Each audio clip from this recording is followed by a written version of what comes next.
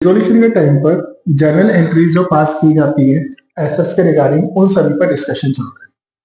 तो इसमें सबसे पहले हम बात करते हैं, जो एसेट्स होती है वो आपको क्लासिफाई करनी पड़ेंगी दो तरह की। पहली एसेट जिनको आप बेच सकते हो, जिनको बेच सकते हैं उन्हें रियलाइजेबल एसेट्स कहते हैं, और जिनको नहीं बेच सकते उन्हें नॉन रियलाइजेबल एसेट्स बोलते हैं। बेचने वाली एसेट्स के नाम: बिल्डिंग,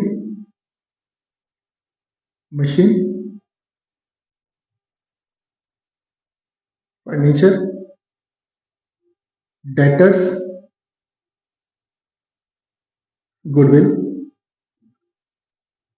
एक्सेट्रा। इन सभी को हम बेच सकते हैं। नहीं बेचने वाली एसेट्स क्या होती है? जैसे कैश या बैंक का बैलेंस होता है, इसको आप रियलाइज नहीं कर सकते, बेच नहीं सकते। दूसरा, आपके पास एसेट साइड में प्रॉफिट एंड लॉस अकाउंट होता है, जो कि डेबिट बैलेंस को मेंशन करता है, मतलब लॉस। एंड तीसरा आपके पास होता है एडवर्टीजमेंट सस्पेंस अकाउंट, जिसको डेफर्ड रेवेन्यू एक्सपेंडिचर भी कहते हैं। तो सबसे पहले हम एसेट्स के बारे में करेंगे। जो रियलाइजेबल एसेट्स होती है उनकी क्या एंट्री होगी, और नॉन रियलाइजेबल होगी उनकी भी क्या एंट्री होगी। तो इसमें सबसे पहले मैं ले रहा हूं व्हेन एसेट्स ट्रांसफर। जो रियलाइजेबल एसेट्स होती है इनको ट्रांसफर किया जाता है तो रियलाइजेशन अकाउंट में। एसेट्स को ट्रांसफर करेंगे तो एसेट्स कम होगी, एसेट्स को कम करने के लिए क्रेडिट किया जाता है।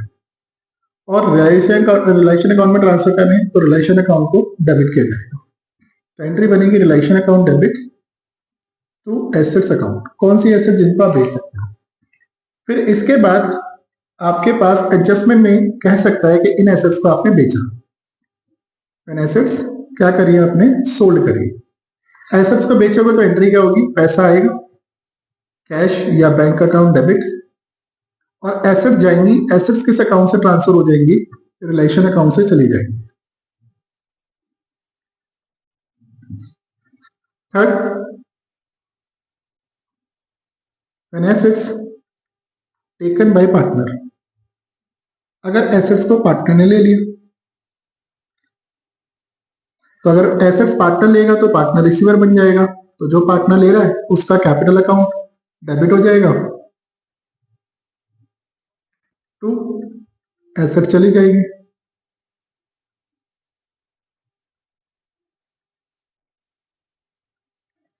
Fourth, when assets purchase by partner. अगर एसेट्स को पार्टनर खरीद रहा है तो उसका मतलब पैसे दे रहा होगा हमें, हमारे पास पैसा आएगा, कैश या bank account debit to relation.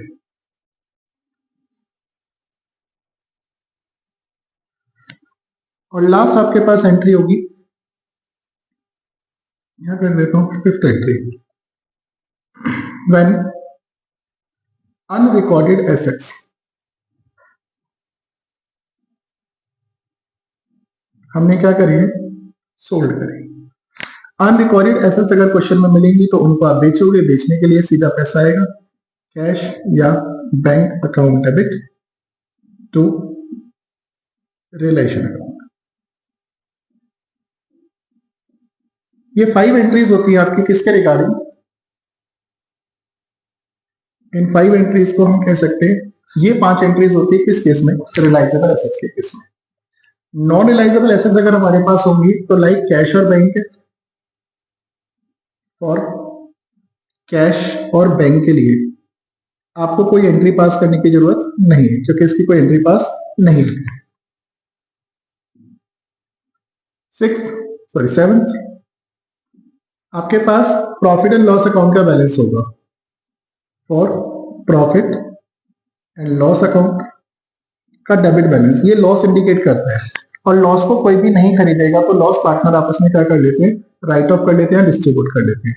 तो पार्टनर्स का कैपिटल अकाउंट क्या हो जाएगा? डेबिट हो जाएगा। कैपिटल कम होती है डेबिट से, तो जो भी आपका प्रॉफिट एंड लॉस अकाउंट का बैलेंस था।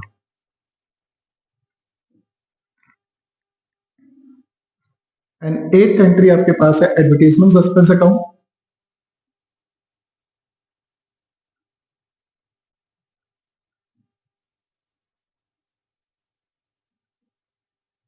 ये भी एक तरह की फिक्टिशियस एसेट्स होती है, तो इसको बैलेंस शीट से हटा देंगे और पार्टनर्स के कैपिटल अकाउंट में ट्रांसफर कर देंगे।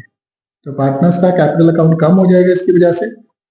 और टू एडवर्टीजमेंट